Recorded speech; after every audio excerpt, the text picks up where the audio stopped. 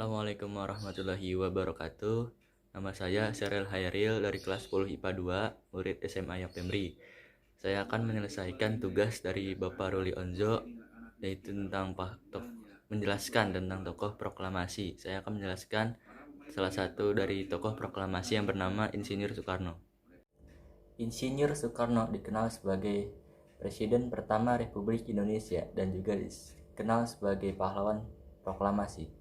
Soekarno yang biasa dipanggil Bung Karno lahir di Blitar, Jawa Timur 6 Juni 1901 dan wafat pada tanggal 21 Juni 1970 di Jakarta. Saat ia lahir dinamakan Kusno Sosrodihardjo. Ayahnya bernama Raden Sukemi Sosrodihardjo dan ibunya Ida Ayu Nyoman Rai. Semasa hidupnya beliau mempunyai 3 istri dan dikaruniai 8 anak. Dari istri Fatmawati mempunyai anak yang bernama Guntur, Megawati, Rahmawati, Sukmawati, dan Guru. Dari istri Hartini mempunyai anak yang bernama Taufan dan Bayu. Sedangkan dari istri Ratnasari Dewi mempunyai anak yang bernama Kartika. Masa kecil Soekarno hanya beberapa tahun hidup bersama orang tuanya di Blitar.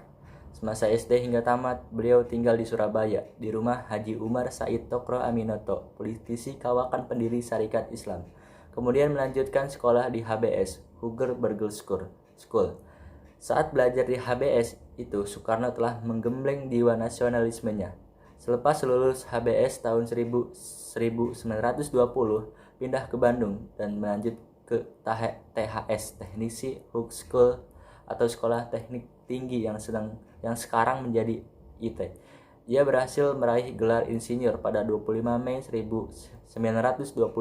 Kemudian beliau merumuskan ajaran Marahayanisme dan mendirikan PNI, Partai Nasional Indonesia, pada tanggal 4 Juli 1927 dengan tujuan Indonesia Merdeka. Akibatnya, Belanda memasukkannya ke penjara Sukamiskin, Bandung 29 Desember 1929. Saat di penjara, Soekarno mengandalkan hidupnya dari sang istri. Seluruh kebutuhan hidup dipasok oleh Inggit yang dibantu oleh kakak kandung Soekarno, Sukarmini atau yang lebih dikenal sebagai Ibu Wardoyo. Saat dipindahkan ke penjara Sukamiskin, pengawasan terhadap Soekarno semakin keras dan ketat. Dia dikategorikan sebagai tahanan yang berbahaya. Bahkan untuk mengisolasi Soekarno agar tidak mendapat informasi dari luar, dia digabungkan dengan para tahanan elit. Kelompok tahanan ini sebagian besar terdiri dari orang Belanda yang terlibat korupsi, penyelewengan, atau penggelapan. Beberapa bulan pertama menjadi tahanan di Sukamiskin, komunikasi Bung Karno dengan rekan-rekan seperjuangannya nyaris putus sama sekali. Tetapi sebenarnya ada berbagai cara dan akal yang dilakukan Soekarno untuk tetap mendapat informasi dari luar. Selama menjalani masa hukuman dari Desember 1929 hingga dibebaskan pada tanggal 31 Desember 1931, Soekarno tidak pernah dijenguk oleh kedua orang tuanya yang berada di Blitar. Orang tua mereka, Raden Sukemi Sosrodihardjo dan Ida Ayu Nyoman Rai, tidak sanggup melihat anak yang mereka banggakan itu berada di tempat hina, yakni penjara, dan dalam posisi yang tidak berdaya. Apalagi saat di Sukamiskin, menurut Ibu Wardoyo, kondisi Soekarno demikian kurus dan hitam. 8 bulan kemudian baru disidangkan. Dalam pembelaannya berjudul Indonesia Menggugat, beliau menunjukkan kemurtadan Belanda, bangsa yang mengaku lebih maju itu. Pembelaannya itu membuat Belanda makin marah, sehingga pada Juli 1930, PNI pun dibubarkan. Setelah bebas pada tahun 1931, Soekarno bergabung dengan Partindo dan sekaligus memimpinnya. Akibatnya, beliau kembali ditangkap Belanda dan dibuang ke Ende Flores tahun 1933. 4 tahun kemudian dipindahkan ke Bengkulu. Setelah melalui perjuangan yang cukup panjang, Bung Karno dan Bung Hatta memproklamasikan kemerdekaan Republik Indonesia pada tanggal 17 Agustus 1945 dalam sidang BPU PKI tanggal 1 Juni 1945, Insinyur Soekarno mengemukakan gagasan tentang dasar negara yang disebutnya Pancasila.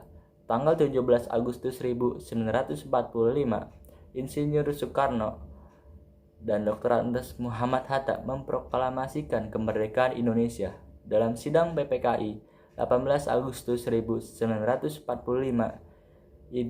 Insinyur Soekarno terpilih secara aklamasi sebagai Presiden Republik Indonesia yang pertama. Sebelumnya, beliau juga berhasil merumuskan Pancasila yang kemudian menjadi dasar ideologi Negara Kesatuan Republik Indonesia. Beliau berupaya mempersatukan Nusantara. Bahkan Soekarno berusaha menghimpun bangsa-bangsa di Asia, Afrika, dan Amerika Latin dengan Konferensi Asia Afrika di Bandung pada 1955 yang kemudian berkembang menjadi Gerakan Non-Blok. Pemberontakan G30 SPKI melahirkan krisis politik hebat yang menyebabkan penolakan MPR atas pertanggungjawabannya. Sebaliknya, MPR mengangkat Soeharto sebagai pejabat presiden. Kesehatannya terus memburuk, yang pada hari Minggu 21 Juni 1970 ia meninggal dunia di RSPAD. Ia disemayamkan di Wisma Yaso, Jakarta, dan dimakamkan di Blitar, Jatim, di dekat makam ibundanya, Ida Ayu Nyoman Rai. Pemerintah menganugerahkan sebagai pahlawan proklamasi. Yang sudah menonton video ini, wassalamualaikum warahmatullahi wabarakatuh.